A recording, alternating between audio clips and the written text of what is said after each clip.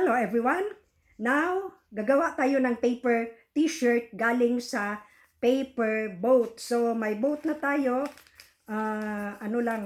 We have to hurry this one because we only have 1 minute. And then how to make a t-shirt galing sa paper boat. This one, we have to cut the other side and then pagkatapos doon, no? And then gagawa tayo ng kwilyo or color para naman maging ano siya.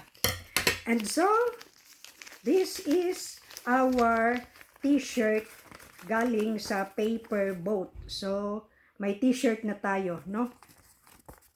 That's all. Have a good and godly day, everyone, and thank you so much for watching.